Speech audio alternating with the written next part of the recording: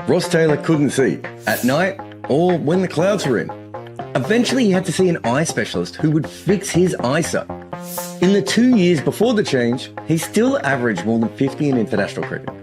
The top level of batting talent can basically see in the dark. That is who we are talking about in our new book, The Art of Batting. Head over and order your copy today. This video is brought to you by our supporters on Patreon. If you want to be part of the community that makes content like this, head over now.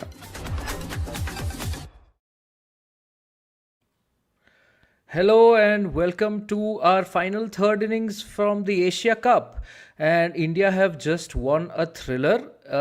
India were, in fact, they were so good that I have forgotten to introduce my co-host. That's Shayan, who you can find at Tweets by Shayan. I am Saurabh Somani, who you can find at Saurabh_42. Both of those on Twitter or X.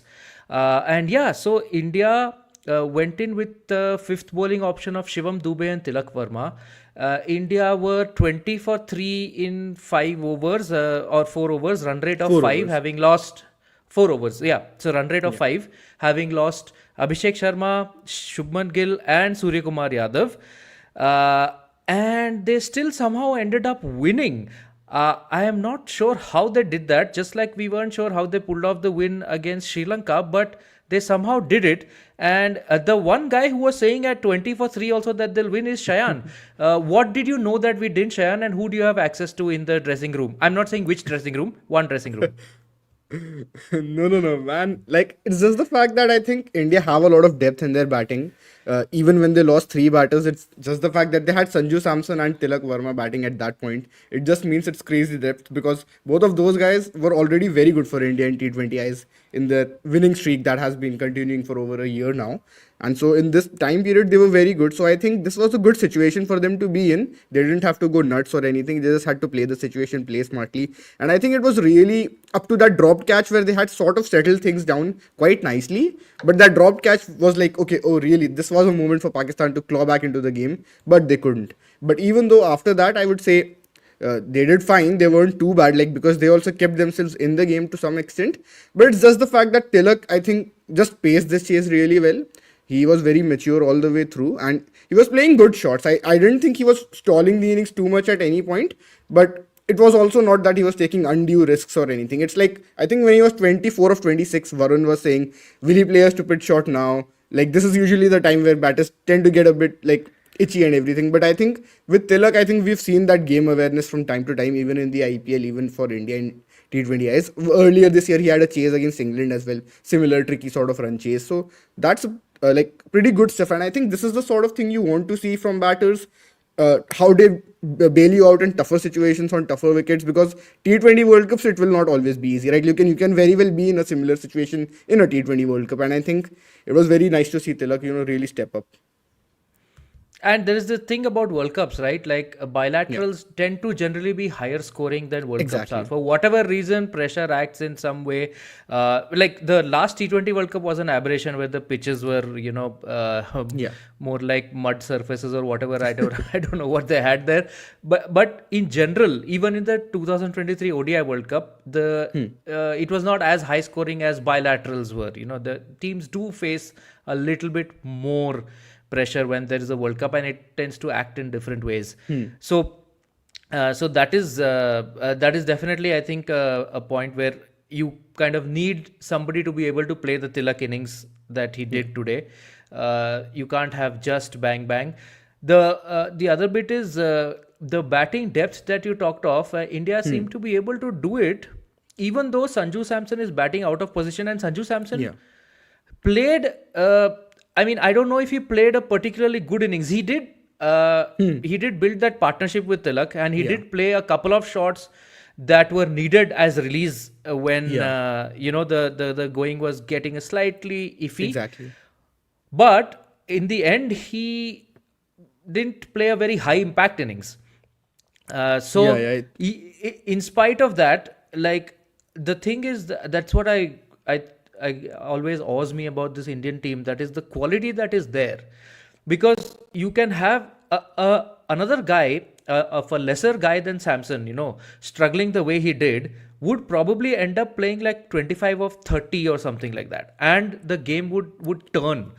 But Samson has that quality that even when he's struggling, I mean, it's not just Samson, it's basically 1 through 11 in the Indian team, that they have that thing where even when they are at less than their best, they can produce some moments that are good enough.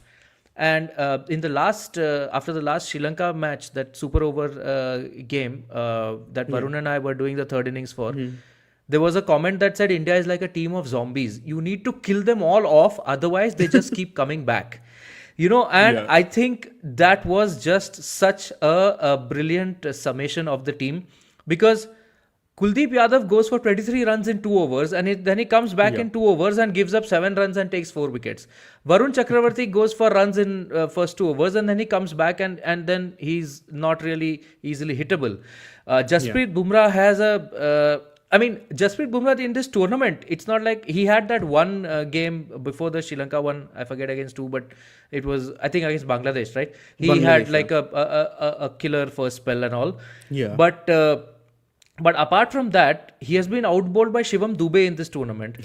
And still, he can come back at the death and just end up with a 2 for 25 in 3 and whatever overs.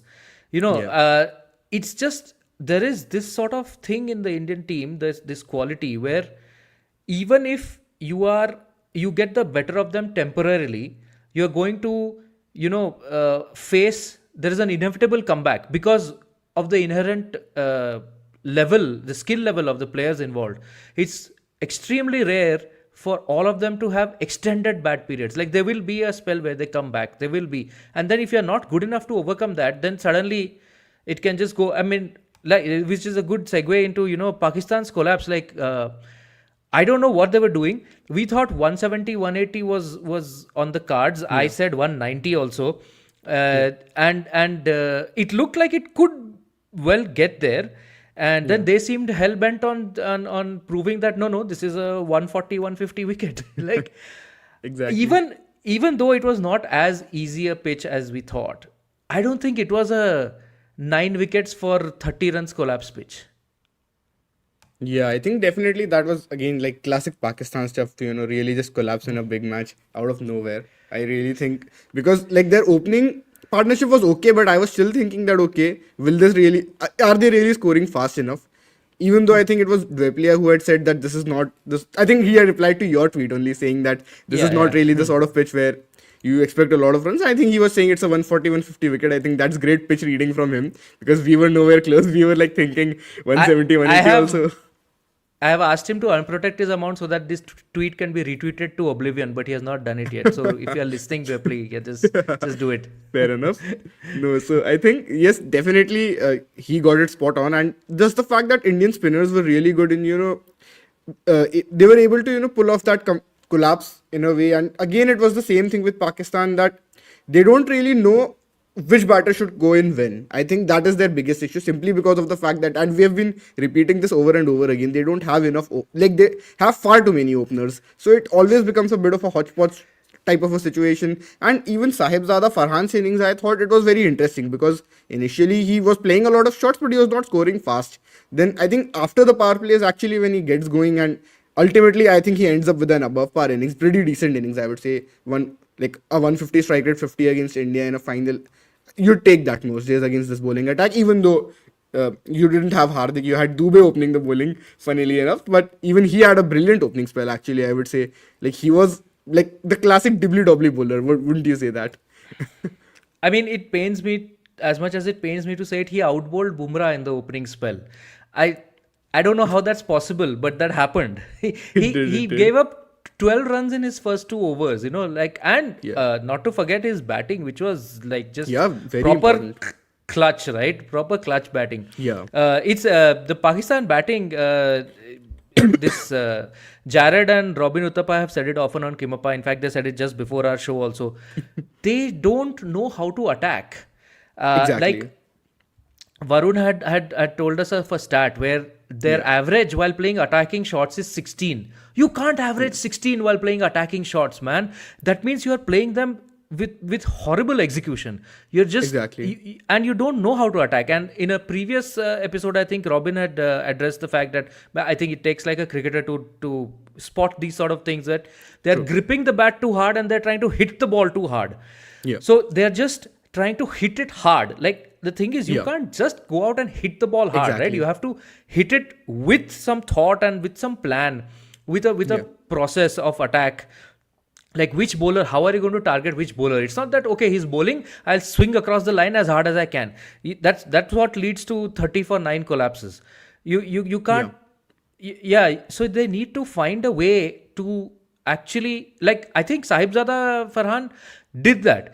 He was attacking, he was choosing his moments to attack. So if he couldn't do it in the power play, he didn't panic that, oh, power play is going, the 2 fielder restriction will get over and all that. He chose his moment, and when like Kuldeep dropped a few short, he pounced on them. When Varun erred, and like, he hit him. Yeah. He even hit Bumrah again. It pains me to say it, but he did. So no, but it was a terrific innings by him. Like you said, you take that in a final, man. Like it's a 50 at a 150 strike rate against this bowling attack. Having put Pakistan in the position he did, he had done his job. It was up to the rest of them to actually carry on, but they just they couldn't. And let's and the contrast with how Tilak played versus how Pakistan approached the Pakistan middle order. Like Tilak, did he bring back memories of Virat Kohli? Do you feel better about the fact that you can't watch Kohli but Tilak is there? yeah, definitely. I think that was a proper Kohli throwback knock, because 20 for 3, this middling sort of run chase on a tricky wicket. This is the time when you need that one player to really just step in and get the job done. And I was like really happy to see that yes, Tilak is that guy, and because he had done it earlier versus England as well, right? I definitely had my Kohli nostalgia fulfilled by watching that. But I think he even hit Harris Roth for sixes. Yeah, I think you mentioned that in your tweet, like just after the match, I think, right? So I think another interesting thing was when you talk about their attacking shots. So I was watching this game with my dad, and so he was also saying the same thing. When he notices them bat, it's like they are not even watching the ball when they're trying to hit. It's like they're just like trying to hit randomly at times. It's just that their attacking is so bad. And you contrast that with Abhishek, right? Everybody says that Abhishek, he's a slogger, this, that. Doesn't matter. It's just the fact that he is so good at executing. He knows how to play the field. He knows which bowler to target. He's really good at most lengths. If you bowl short, he can pull it. He can hit on both sides of the wicket. He's good in the V also, pace, spin, everything. I think that is also a specialist skill in a way, that you need to be able to slog effectively. You cannot just come on and be like, okay, fine, today we are going to play attacking cricket, because you need to have the tools to be able to do that as well. And I think when Jared did the piece earlier, when I think it was last Sunday, that Pakistan don't have a Shubman Gill style of a batter either, and nor do they have an Abhishek Sharma. So I think they need either one of the two. And of course, you can probably go into someone like a player like Nisanka, or maybe even Tilak Verma, for example. Sometimes you just need one player who can read the situation and maybe not necessarily always be an attacking player, but know how to deal with it and which bowlers to attack, when to pick your moments, and really be able to pull off the game successfully for your team. Yeah, I think I lost connection for a bit there, but I am back. Can you hear me, Shan? Yeah, I can hear you. Okay, amazing. So yeah, I mean, yeah, if you're talking about Tilak, like he was just superb. Now, there was a school of thought that went, whether Tilak deserves to be in this Indian T20 11, which itself shows, the kind of first world problems India have. Because if you're talking about whether Tilak Verma deserves to be in the side, and which was a legitimate question, in even the sense I think that, now he's now I wouldn't say he's automatic in a way where, like, if let's say India get back Jaiswal, they can structure their team in a lot of different ways even now. Although looking at Sky's current form, I think we'll probably have to say that yes, Tilak would be in India's best 11. But if Sky can somehow get his form back, that would be like quite important for India. But right now, Tilak is just performing. I think last game also against Sri Lanka, he had an okay innings. I wouldn't say he was great, but it was enough to get India to like a decent enough total in the end. for sure. And I think you spoke a little bit about Abhishek's attacking play. I may have missed it when I got disconnected, but I just wanted to add that Abhishek. Maybe you can say that his shot selection was not ideal in this game, but that is the risk reward equation that you go in with. He is going to play some shots that are not on, but he does it so well generally that you take that risk, even if it comes in a final. Even if this had come in a World Cup final, we would have taken it. We would have said that's fine. We would rather Abhishek Sharma plays this way, even if it leads to like a 6 innings or a single digit score in a World Cup final. 100%. Then he changed his method. So no issues with Abhishek Sharma getting Not out at cheaply at all. That's how he should play. We would. Everybody who is T20 pilled will want Abhishek Sharma to play exactly like he plays right now. I think most people would honestly because first of all, his style of play is so entertaining, and you don't want a player like him to curb his instincts, right? Like for instance, it's just the Sehwag thing, right? You don't want a player of that caliber because you already have guys who can play the long innings if required. When you're talking about the likes of Tilak Verma, he's already there who can do that job. If you get in Jaiswal, he's that guy who can play those long match-winning sort of innings. But when you're talking about short impact bursts, and the thing with Jaiswal, I think with Abhishek in this tournament was he was getting those 70s and 60s, and he had that consecutive 30 plus streak. That was just insane stuff, and I think a failure was due for him. I honestly felt that even if he fails today, it's not really a big deal because he was bound to fail at some point, and it's fine. And in a way, it was good for India that they were able to win the match even without him performing, because a lot of people were asking the question, right? That is India really a good team without Abhishek performing? Why am I saying Jaiswal again and again? Do I want Jaiswal? I was going to ask you, clearly... I don't know. Yashasvi Jaiswal is another one, like he would make every other T20 team in the world. Yeah. How does he make India's team? If we have to fit Jaiswal in, how will you do it? I think it's of course, again, it's the same thing that with Gill, I was not ever in favor of him opening in that way. I didn't mind it as much, but I was always on the school of thought that he should be batting at number 3 for India because of how good he is in the middle overs in particular. I still don't think he's a great power play batter, by the way. He can be effective at times if he shows more intent and stuff, but he's an okay power play batter. It's in the middle overs versus spin when he's really at his best, as you did in your piece. But if India want to include Jaiswal has to open. He's a straight swap, I would say. So if they go Abhishek and they go Jaiswal up top, then they have 2 left-handers. That is great. And then, of course, they're not going to drop Sky just yet. But his decline is, I think, definitely something that is pretty noticeable at the moment. And maybe after this T20 World Cup, India could consider options like Shreyas if he continues scoring a lot of runs. And you get a direct leadership option as well. But I think that is for India to worry about later. That is one thing. So they'll obviously still have Sky. They'll have Tilak as well, especially after this tournament. Or they could consider Samson at number 3 as well. That's also an interesting option. Or they could maybe even think of, maybe Gill is a very good T20 player. We'll keep him in and around the plans. But maybe he's just not the sort of player that we need right at the moment. And we can just go back with the stuff that was working right with Abhishek and Samson opening up top. They could consider that option as well, I think. Okay, so now the Gill question is very interesting. I think a lot of comments have also mentioned Gill. The thing is, I think Gill gives India a little bit of insurance. Okay, it didn't come off in this match, but this match, this kind of pitch is where you want maybe a player like Gill to be in your 11, who can maybe, steer that sort of chase. Now, whether he is that player or not, he certainly has the qualities to be that player. He has shown it.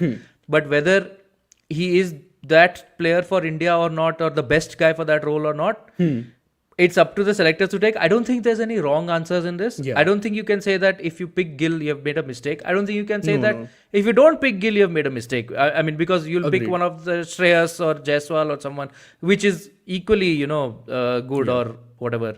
It's like we were saying in the last podcast, all of these discussions come down to how can we make India 1% better or 2% better.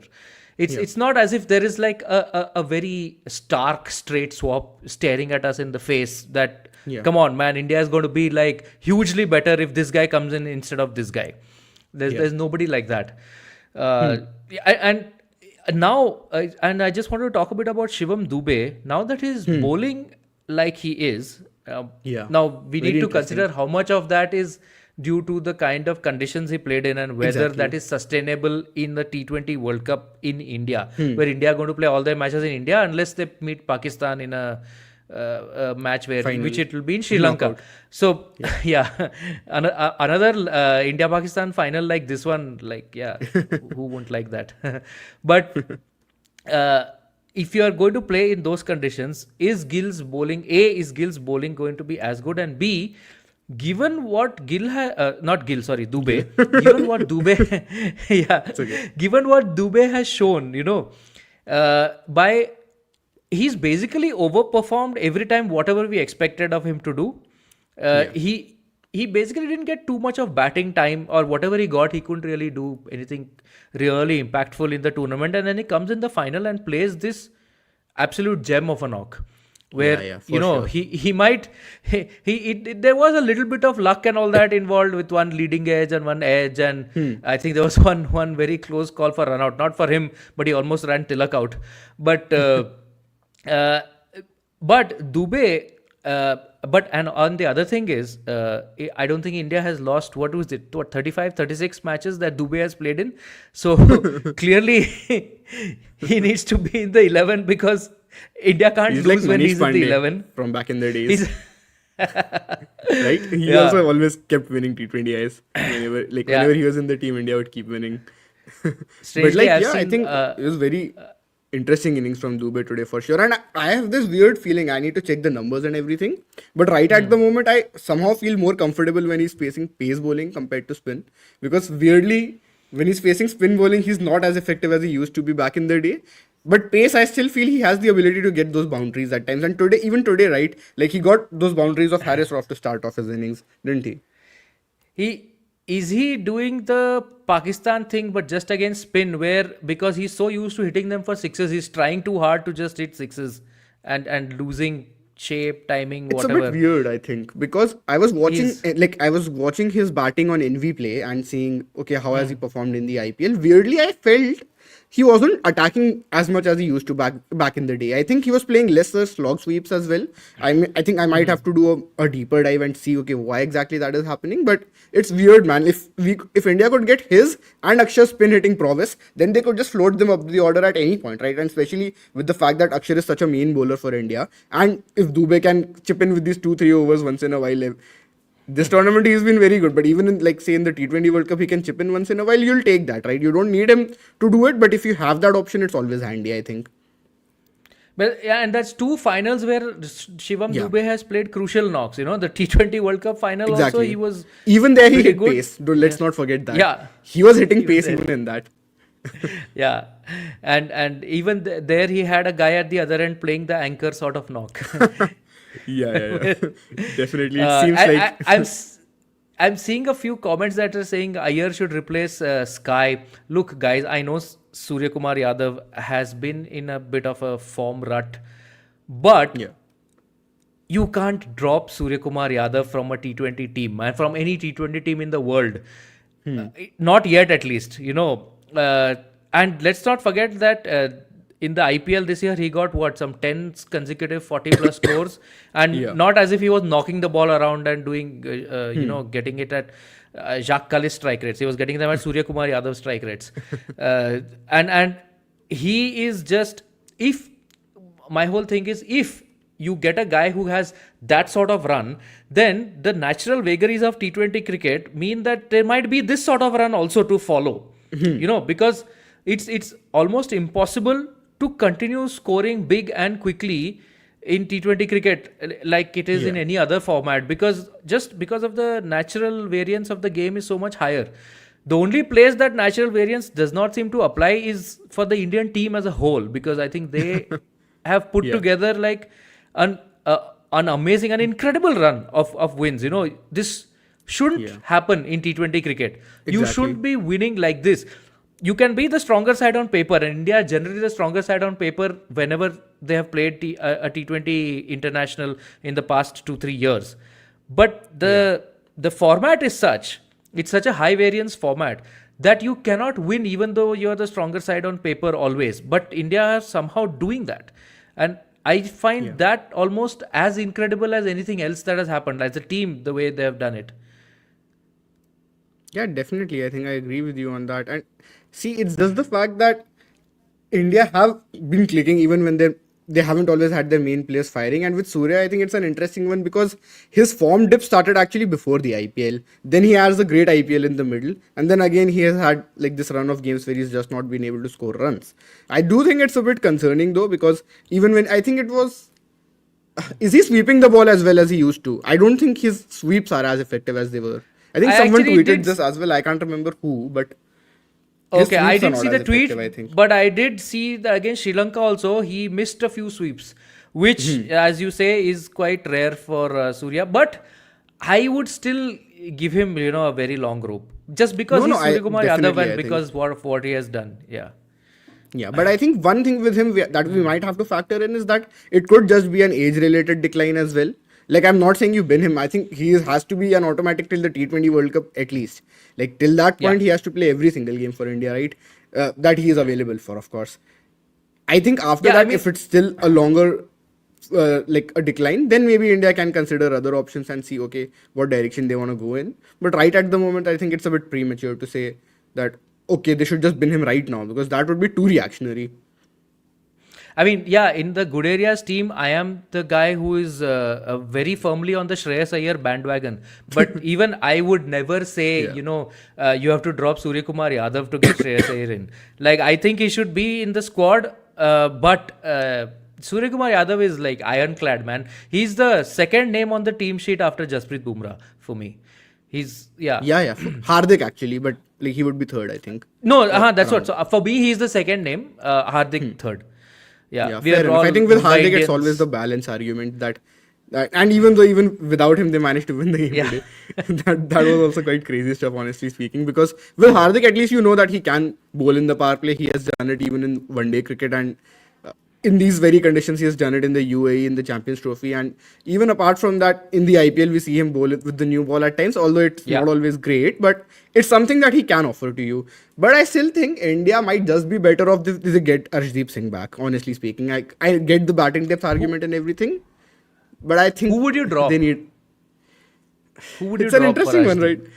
That is what, like, I would say. I have a left field suggestion. What if you One drop of- Akshar? They can't drop Akshar, no. That is impossible because you cannot I get the know. flexibility. So that's the thing. Like any player you pick, there is we can't drop that guy is a valid counter. So it's just a Probably. because if they Like, I know if it they sounds do- a bit harsh. It might just have to be Dubey, in my opinion, at least. Because the thing is that as good as Dubey has been in this particular final and he's been good with the ball in this tournament, I still feel because he is not doing his primary role of hitting spin as well as he used to back in the day, it's something that can still be replaced by, like, if you have Rinku to do the job of a finisher, like, so Dubey comes in around the 14th over today, right? And that's when he gets that first boundary of Rauf. I think he comes in the 14th over. Then 15th over, he hits a boundary of Rauf. Then later on, I think he gets a couple more boundaries against Pace. And he gets one boundary of Abrar as well. I think he slog sweeps in for a 6. So I think at that point, if India had to send in Rinku, he could have also navigated through that situation in theory, at least, right? It's not impossible that he cannot bat in that situation at all. Of course, with Dubey, we have to like recognize the fact that he's giving you something with the ball as well. Of course, you may not always need it, but it's a useful option to have. Especially, I think, on conditions where you need those dibbly-dobbly sort of bowlers. I think sometimes maybe like a Fahim Ashraf or Dasun Shanaka type bowler, where if you get a good wicket in a T20 World Cup fresh, maybe there's a bit of movement in that. It could be interesting. But I think apart from that, it's just the fact that India have a lot of selection questions even now, even after this tournament, just because of the riches that they have. But I think we can talk about all those things in a lot more depth later on. We should probably talk a bit about the first innings and how India's bowling went. And again, their power play bowling was not very effective because they couldn't take that wicket, right? And that has been a bit of a persistent theme, I think. Yeah, I mean, just to complete that Dubey point, the reason I suggested Akshar is precisely for that. I mean, Akshar and Dubey are both left-handed spin hitters. So Exactly. you could, in theory, drop one of them for a different kind of player because right now you can't use at least one of them optimally.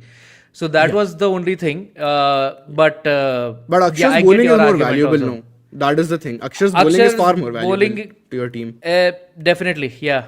I agree. In general, yeah. Not in this tournament maybe, but in general, That is fine. yeah. So the first innings, India's power play bowling. So I thought it was, I thought Pakistan actually, India's power play bowling was not great. I thought Pakistan actually should have been a little disappointed at being 45 for no loss because they had two Shivam Dube overs. Now, we are saying he bowled well and all that, but he's still not a frontline bowler. You had one over of Bumrah that went for 13 runs, and you had two Shivam Dube overs. Like, you should be at least 50, right? Given that, and you still reach only 45 means it's not. You have not really stepped on the gas, so to say. Now maybe it is difficult to do it, and I can understand but with the new ball on this pitch, maybe it was the best time to do it also. They did cover up later after the power play. Yeah. But in the power play, I felt they had a good power play, but it could have been better. Yeah, I think it was decent enough power play for them. As Decent you mentioned enough, in those first 2 overs that Dube bowls, he gets hit for 2 boundaries. They probably could have taken more chances. Would that be a fair thing to say? But it's just the fact that I think they probably felt, okay, let's get this done a bit calmly because he's bowling those good line and lengths. If they maybe go for a more risky option, they could potentially get out as well. And maybe they didn't want that in a big final, which I think is fair. Sometimes you do want runs on the board, and maybe that approach would have worked for Pakistan, funnily enough. If, let's say, they posted 160, this game could have been completely different. And even if we talk about the drop catch of Sanju Samson, right? Of course, Samson doesn't make a lot of runs, but I think it's just the fact that right at that moment, if they were able to put the pressure back on India, things could have been very different, interesting. Who would India have sent in next? Lots of questions. Very interesting, I think, if at that point they took that catch. Yeah. I mean, that would have. I mean, I still think they would have sent Dube in next because they might have wanted to disrupt the spinners because they were tying down these two batters a lot. Yeah. So they would have probably sent Dube, but it would have made things a lot trickier for sure. And the Pakistan thing also, just looking at how their innings progressed, it could be that they were a little more conservative at the start because they also don't have that much confidence in their middle order, the middle order has not done. Forget about the final. It's not as if they've done something special throughout the tournament to give them that confidence. So that is also a point. Like Fakhar also was playing well, sort of within himself. He was not really being all out aggressive. Like in the last match against India, actually he came out with a lot more aggression. But this time he wasn't. So. But I still think we have talked about this, but they lacked a plan to attack. And but given that start, given anything close to what they were, and the subsequent speeding up post power play, 146 was just not on. I think that as well as India bowl. I think there's one really good, interesting comment that I want to take. I think Rao says that you need genuine power play bowling. We've Harshdeep and we're still not using him up to it. Exactly. That is the entire point that I've been making. That when you go into the T20 World Cup, you will really need a player of Harshdeep's quality up top because Bumrah, let's face it, he is not a power play bowler, right? He can give you one, maybe two overs up top. 1 second. You cannot be in a live with me and say Bumrah is not something. You can say he's a better death bowler than a power play bowler. Okay, Bumrah is not a great batter. Are you happy with that? 35 runs in an over, my man. Does your Virat Kohli have that? No. Impossible. He can't do that. No, but I think it's just the fact with Bumrah, I think you want him to bowl one or maybe two in the power play at most. Then one maybe in the middle and two at the back end, right? Ideally, I think you want him to bowl 3 in the last 10 overs of the innings. That is, in a way, I think the best usage of Bumrah. Of course, if required, you can get him on early as well. And I think even in this IPL, he was exceptionally good in the middle overs. I think his IPL season this time was absolutely magnificent. And that was partly because nobody could hit him, and he kept taking wickets through the middle overs. So if India get Arshdeep early, they also have a death bowling option then, right? That makes things a lot more interesting, I feel, for India. And they already have so many good spin bowling options through the middle overs. So I think if they add Arshdeep, it will just strengthen their bowling more. Of course, I think it comes at the cost of no more batting depth, which is a bit of an interesting one. I think I'm still on the Arshdeep camp, but if at all they decide to go with, okay, let's prioritize let's prioritize batting depth, they probably still need to find a bit of a solution for power play bowling. Can they maybe can they maybe play only one of the two spinners between Varun and Kuldeep and consider Arshdeep? That is one way they can also look at. But I think because those two are so good, it would be really hard to drop them, right? But I think you can also use Bumrah more in the middle overs if you do that. If you get Arshdeep and only use one of the spinners, you can use Bumrah as well in the middle, I think. So it's something that's worth exploring for sure. So let's see how India think about this. I wouldn't want to be the captain coach combo that has to face the press and tell them, okay, we decided to drop Kuldeep or Varun Chakravarti from the playing 11. Like I know. You decide to drop these two who might make it to a list of the two best. If you make a list of the three best spinners in the world, these two will be there, and you decide to drop one of them. It's a thing of riches, right? Yeah, it's the same thing that India used to have with how many can they play both Ashwin or Jadeja overseas? In a way, of course. Here, I think the value is far more that you definitely need Kuldeep and Varun more than Ashwin or Jadeja in an overseas test. But still, I think it's a bit of that sort of a thing where you need power play bowling as well, because India have consistently not really performed up top, and I think early wickets are a way to put the pressure back. And if they can do that, then through the middle overs they won't always have to pull games back, I feel. Because what if Pakistan actually batted sensibly and finished with 160? What if they had a good attacking day and ended up with 180? This game could have been very, very different then.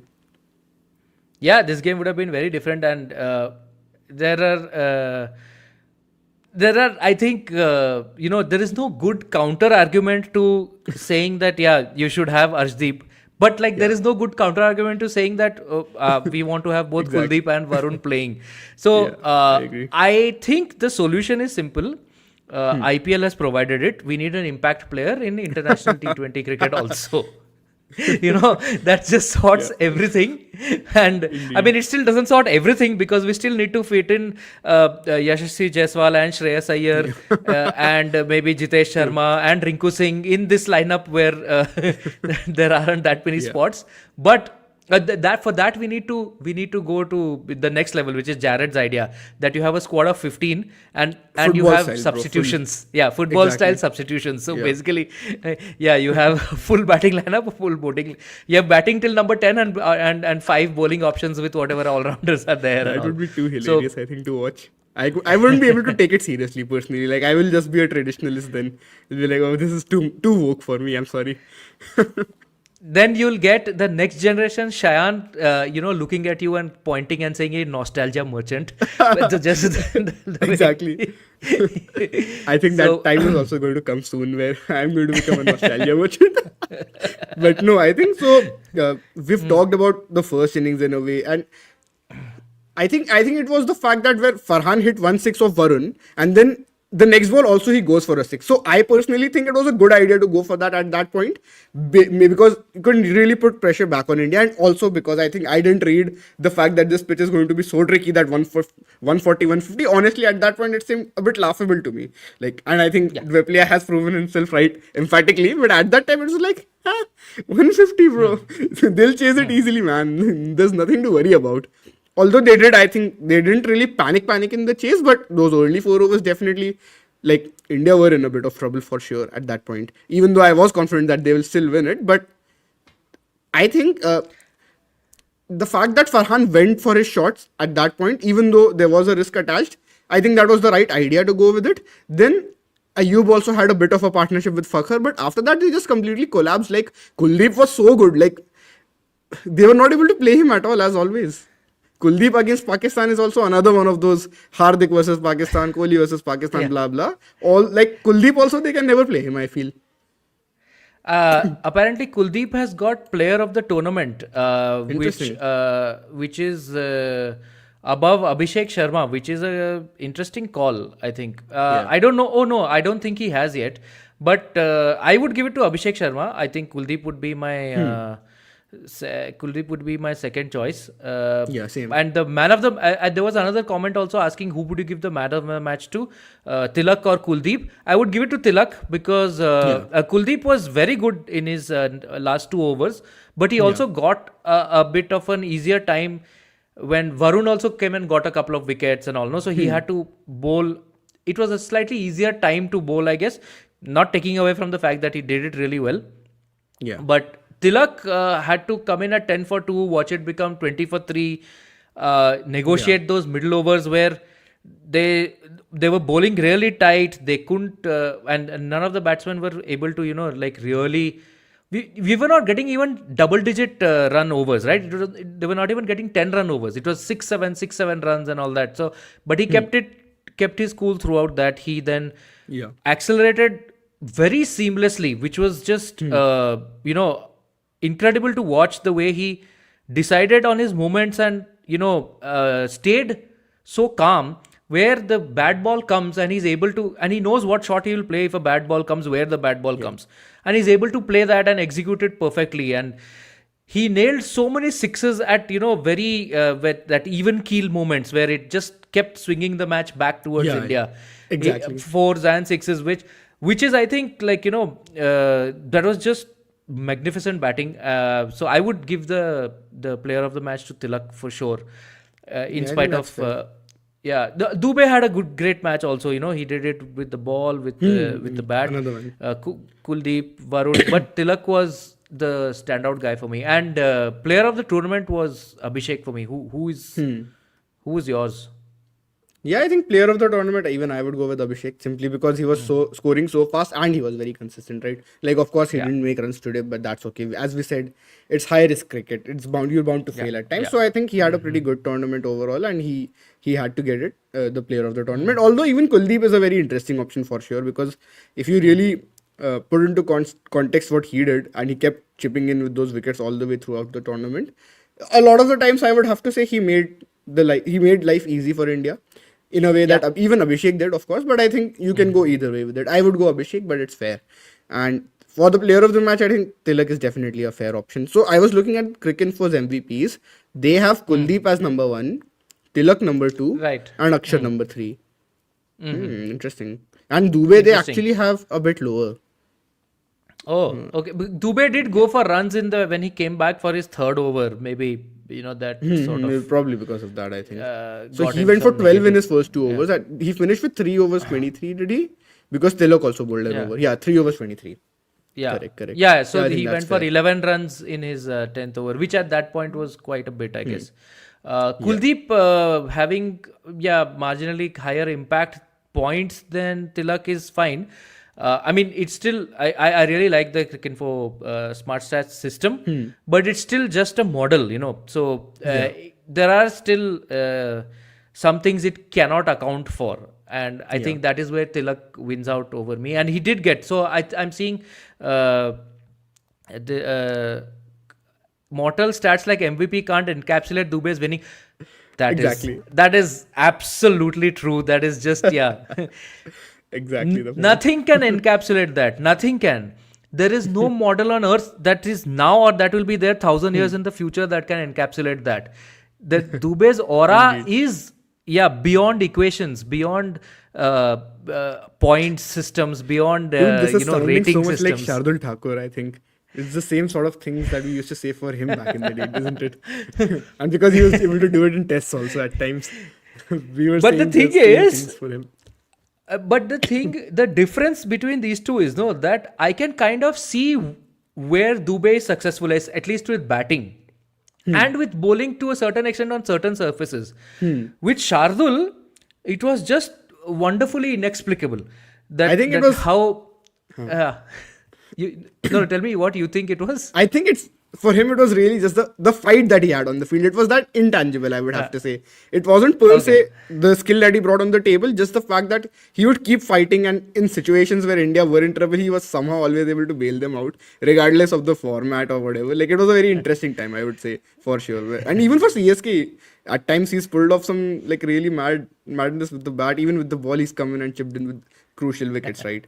So I think that's the sort of brand that we are talking about. Another comment I would want to take, a very interesting one, was Farhan. That Caesar says about Farhan that he needs to work on his strike rotation. He's good at smashing the ball. I think I agree with this as well. His strike rotation is actually like, it's terrible, dude. Like, he cannot like rotate to save his life. I feel at times he can get boundaries effectively, but I think this is what we noted in the previous innings against India, where he made 58 or 45. He was getting those boundaries, and his intent is always there. So I think what separates him and Babar Azam in T20s is that Farhan, I feel, tries harder.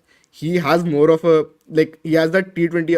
He has more of a T20 approach per se. Although somehow, like, if you'll go through his tournaments, it's not impossible that even Babar could have ended up with these stats, right? It's not that Farhan has had like a groundbreaking tournament or anything where he scored like incredibly fast or whatever. And with Babar, I think you just get that higher reliability. But with Babar, because he doesn't take as many chances, maybe in a way, Pakistan can look at Farhan in the long term. But sometimes when you see Pakistan bat through the middle overs, you feel like, okay, just get back one of Babar or Rizwan. At least they will get them to like some sort of, and like close to par total, at least, even if it's a bit 10 runs, 20 runs short. These guys are leaving far more runs on the table at times, I feel. It's just about the context that this team is in currently. It's not that they're necessarily great T20 batters, but maybe they do need one of them. I've really felt this watching this tournament, and I wasn't very big fan of them in T20. Officially a nostalgia merchant. You have crossed over the Rubicon during the course of this live. Officially. So but basically what you're saying is Pakistan need Farhan to rotate like Babar and hit boundaries like he does, or they need Babar to rotate like he does and hit boundaries like Farhan. They need some sort of amalgamation of the two. True, I agree with that completely. For sure. I think Sharon has a super chat, we can take that, no? Yeah, we actually addressed that at the earlier in the show, and I think that is, like I said earlier, that is the most apt way to describe this Indian team. You really need to finish them off collectively. Otherwise, they are going to keep coming back at you, and they keep coming back at you, and they are very difficult to kill off. So unless you finish them off collectively, you will always be in a fight to win a match, which teams have discovered through this Asia Cup also, like Sri Lanka did, like Pakistan. Sri Lanka did in the last league match, Pakistan did today. And it's incredible that India have actually won this Asia Cup unbeaten, despite not looking like they were playing at their best after their first two games. You know, they have had several moments of where they have been below par. Something has been off. Bumrah has not been Bumrah. The batting, Sanju has been batting out of position, and he's really, according to me, he has had only one actually T20 good innings, which was against Sri Lanka last match. Abhishek has been outstanding, of course. Gill has had only one good knock, which is, whatever you might say about Gill's inclusion in the side and all, and maybe Jaiswal would have done better, maybe Iyer would have done better. But the thing is, Gill also would have done better than what he did now in this tournament. His expected returns were greater than what he gave with this tournament. So India have had, Surya Kumar Yadav has been, far from Surya Kumar Yadav. And still India have won unbeaten, which is kind of amazing, because they have not played at their best and still they have managed to churn out the victories one after the other. Somehow they found something somewhere, like even if they have not been at their best. So that's why this description fits them so well. They are, I think at their best they'll be close to unbeatable, but even when they're not at their best, they have been in fact unbeatable. They have not been beaten. Yeah, that is true, I think. But this brings us to a really interesting question that Sankalp asks, the next super chat, and thank you so much, Sankalp. So he wants us to talk about Sky's current decline that is going on in T20, internationals in particular, not in the IPL. And that he thinks this is probably not a T20 World Cup winning team at the moment. I think it's definitely an interesting question because watching them play in this tournament, you probably wouldn't think that they're out and out favorites, because if Australia also come in, South Africa, England, I think because with them it's always in subcontinent, can they play spin well enough? It will come down to that. And New Zealand, they usually plan pretty well for these tournaments, so we always see. I think last 2024 was a bit of an exception, but you can just never count out New Zealand in a major tournament, I feel, because whatever resources they have, they're really good at managing those, and I think they're one of the most, like, in a way, I think this is a lesson that even teams like Pakistan can learn from them. They're very good at defeating teams that are worse than them. They just don't lose to those teams, and at times they may get a win or two against teams that are better than them, and they'll get through to the finals very often. So that will be interesting to see how India goes up against higher quality teams. I think we'll get a better idea when they go to Australia and they play the other bilaterals that they're supposed to till the next T20 World Cup starts. But right at the moment, I still think they would have to be favorites. Maybe not as outright as I would have said before the start of this tournament. That is for sure. Because when I've actually seen them play in this tournament, there are, like, definitely clear flaws. What do you think? And you can talk about Sky as well. Yeah, so I think India are still favorites for me for the T20 World Cup. It's going to be played in India. I know what you said, I agree with completely. Australia and South Africa will be much stronger challenges than any team this Asia Cup. And again, spot on about New Zealand. And England, of course, they have the batting to go mad in one game. Yeah. And then, then if they end up scoring, let's say 280 or something like that, then no matter how deep you bat and how good, like, you need everything to go right to be able to chase that down, So England also have that wild card ability. But despite that, I think India are still the favorites, and that's it's strangely because of the way they played this Asia Cup. They were not at their best and they still won. So I would think, like, if you expect them to play at a par level, which I think they were a little bit under par in this Asia Cup. If you expect them to play at the par level, they'll be a higher level than this. So they would still be my favorites. And the most important thing for me is, like, Bumrah. He was far from his best in this tournament, and there was something that Robbie actually said in the Kimapa that went just before us, where he said after an injury for a fast bowler, it generally takes 9 to 12 months to come back to peak full fitness. You'll start playing cricket again sooner and all, but to be back to the way you were, it takes some time. That's just how the body works. Now, Bumrah got injured in January of this year. Yeah. So, he's still maybe working his way back to absolute peak, because as good even after he has come back from injury, he's still been one of the best bowlers in world cricket, but he has not been the Bumrah level bowler, where basically he is so far ahead of everyone else. That has not happened, and I still believe that can happen.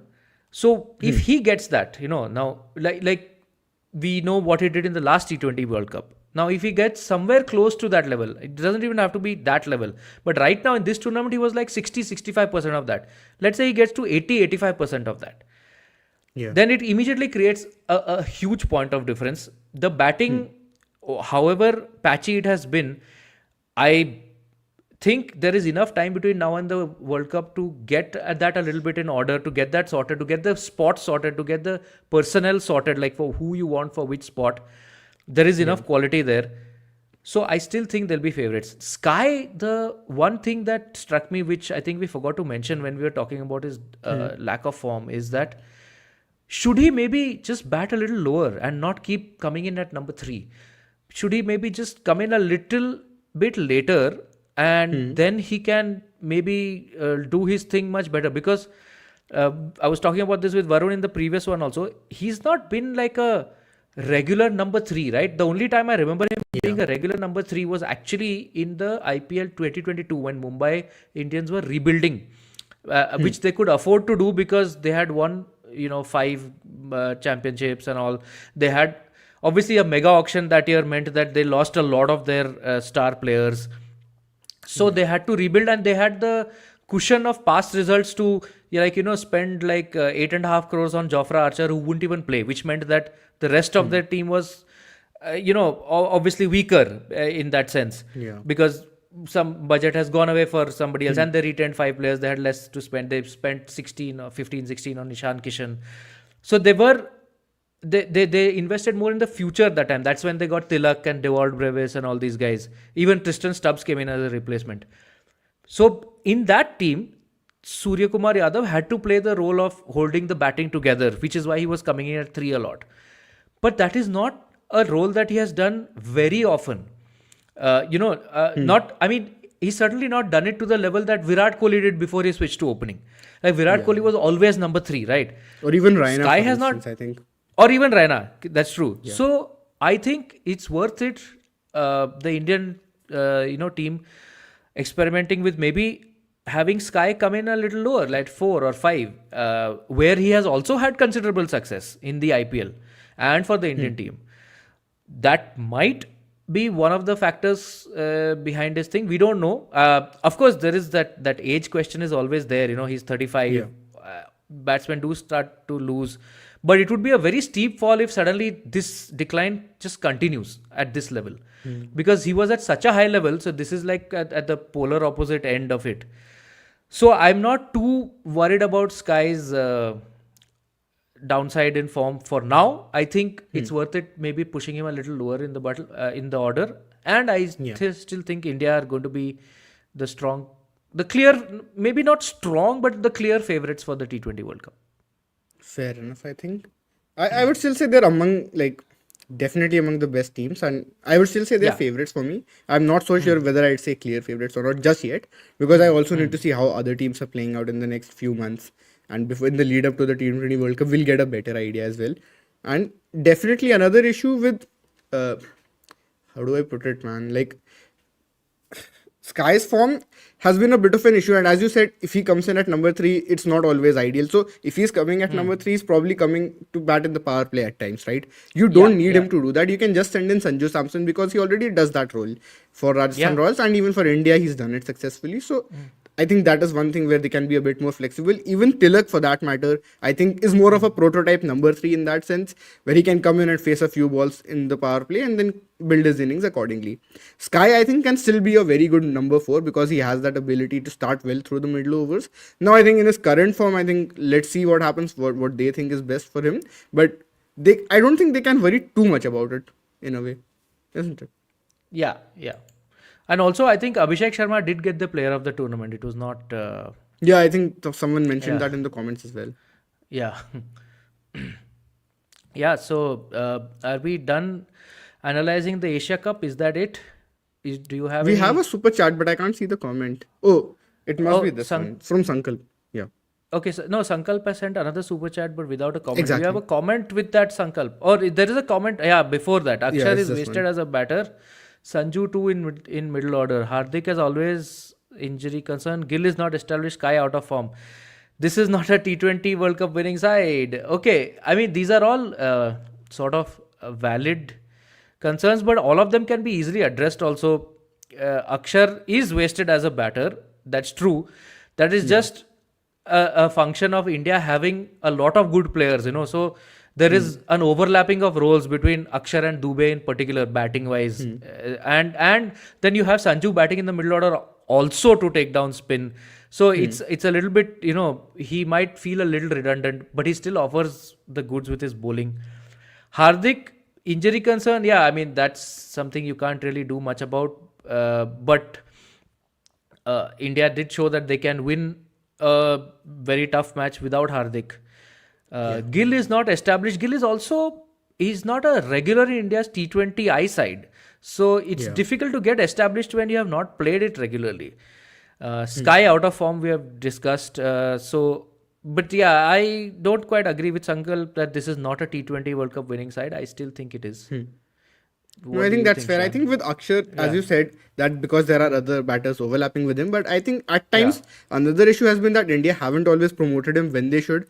Like even today, I was thinking they should just promote Akshar because he's really good against spin through the middle overs, isn't he? That's his best utility as a batter. You don't want him facing a lot of balls at the death because pace hitting is not really his thing. You want to maximize him as a batter, you use him then. Otherwise, you probably hold him back for later. And I think we saw this in the Bangladesh game as well, where he didn't face a lot of spin, but against pace, he didn't look that good. towards the death overs. And again, with the Hardik, of course, injury concerns, I think that is a valid point. And if he, he always gives that sort of balance to the team, and if he is not around, that will always change things around for India. Today, it was a T20, it was an Asia Cup game, and it did end up being pretty close, right?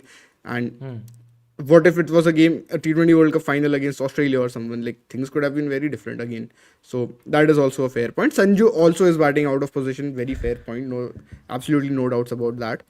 Gill, I think again it's the same thing that India tried to get him in, and maybe they thought that he could be like their insurance player in a way where probably on tougher wickets they think he can get the job done, but they don't necessarily have to stick to that. I feel if they get Jaiswal in for Gill, and I say this as someone who rates Gill very highly in T20s, although I feel he's more suited to be a number 3.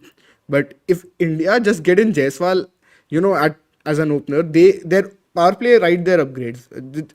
Although another interesting point here would be that Abhishek and Gill also have a good rapport together. They formed some good opening partnerships even in this tournament. So I think that equation also plays a bit of a part in this. And I think we need to see a bit more. I think we cannot completely dismiss Gill just yet. Nor can we say that no, Jaiswal can't come back in, because I think he definitely can. And what we keep saying about batters having red ball skills, that is important for tournament cricket. I think if you have Jaiswal back in, you automatically sort that out, because you know that he's a very high quality player in test matches, and when there is a tough situation in a limited overs knockout game or something, you can trust him to get the job done then. Yeah, I think one more question we can take is Ishit's. Is this the end of the road for Sanju and Jitesh comes in for him, or will the selectors value his innings today which stabilize things? Yeah. I don't think it's the end of the road for Sanju for sure, because clearly, they value him enough to try him out in a new position, even though Jitesh has played in that position more frequently and much more regularly with much more success than Sanju has.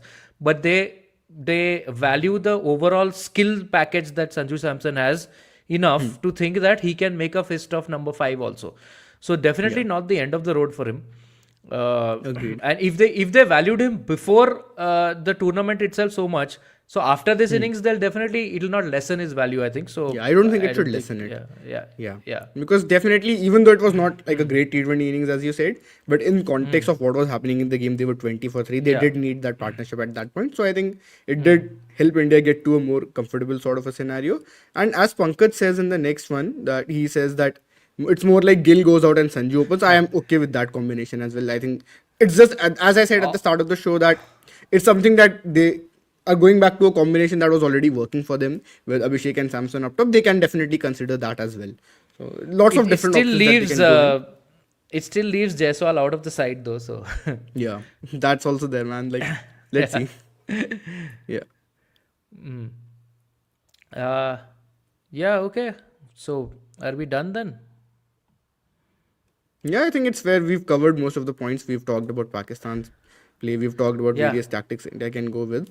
And I would probably say, Pakistan were pretty good. We have to give them a bit of a shout out for how they bowled in the power play, right? Like, both Shaheen and Fahim, I think they were really able to get things going up top. And I think with Shaheen, it's always the fact that whenever he's trying to bowl, today I think he was bowling a bit faster as well. I think it was just the 4th ball of his first over, which was actually 145 clicks. So if his pace is up, and throughout this tournament I feel his pace has been pretty nice. Like, he's bowling either high 130s or low 140s, which is, and even mid 140s if we count this 145 today. It's a pretty interesting one. So for them also, I think they have far more questions than India to answer, but for them, at least for now, they might have answered the question that they are the second best team in Asia, at least when they're playing in Asia, because they did manage to challenge India properly in the final, and they beat every other team in this Asia Cup. So I think it was not a failure tournament for them as such, but definitely lots of things that they can iron out and fix properly.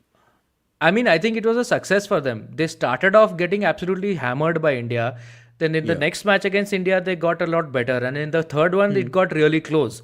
So there was a clear improvement. And they started off at the start of the Asia Cup. Nobody knew who's the second best team in Asia, right? It was like sort of a relay race that went, Afghanistan are the second best team. But no, Sri Lanka have the personnel to be the second best team. But Sri Lanka didn't qualify. Yeah. So Bangladesh could have, when Pakistan were 50 for 5, then Bangladesh seemed that they would be the second best. So Pakistan has at least answered the question, conclusively that they are. and we don't have Saurabh on the stream anymore. But I think, yeah, definitely I agree with you on whatever you had to say about Pakistan being able to come back in this match, in this tournament, time and time over again, and they've proved that they're at least the second best team of this tournament. Yes. Yeah. I lost it up, but yeah, they Yes, have you are back. conclusively proved that they are the second best team. So that is progress from where they started. Yeah, I think that's fair. Any other closing thoughts you would say, like anyone you want to give a shout out, any players, anything you enjoyed in particular in the tournament? Weirdly, I don't think I liked the tournament too much because low scoring T20 tournaments not. Today's game was interesting though, I will say that. Whenever it's low scoring tournaments, you want to see more engaging cricket as well. You don't want to see like a gulf between teams that are playing often. So I think, though I think this tournament did get a bit interesting towards the Super 4 stages onwards. Before that, I wouldn't say like there were always interesting matches, but all said and done, okay, it was decent tournament. India ended up winning, fair enough. I think we should give a shout out to the Omans and UAEs and Hong Kongs.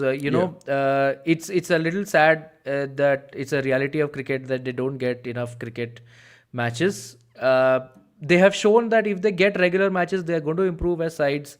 Yeah. I wish there was a way to do that. Give them more matches. Basically, somebody needs to fund it for them to be able to play more regularly. So that is one thing I wanted to say. What I enjoyed the most was undoubtedly Abhishek Sharma being an absolute madman at the top of the order, not caring. It's like Varun put it best. Like Abhishek would bat the same way in a team of 10 number 11s. So exactly. I just love that about him. I just loved watching his approach and the fact that his approach came off. Because when it comes off, it bolsters the argument for this sort of cricket to be played. So I loved that. And the single favorite moment was probably Jasprit Bumrah's opening spell against Bangladesh, because that is the time he looked like Jasprit Bumrah. We have to end it on a Jasprit Bumrah note. Always with you. I think that is compulsory to bring him up in every conversation, every second. No, I think that's fair. All right, then. It was a great job covering this whole tournament and everything. Lots of fun. So before we go, we should also tell you that you can go to Patreon and you can become you can support us there. We do a lot of fun stuff there. It's a very inclusive community, as Behram says, and you can give us ideas there, chat with us.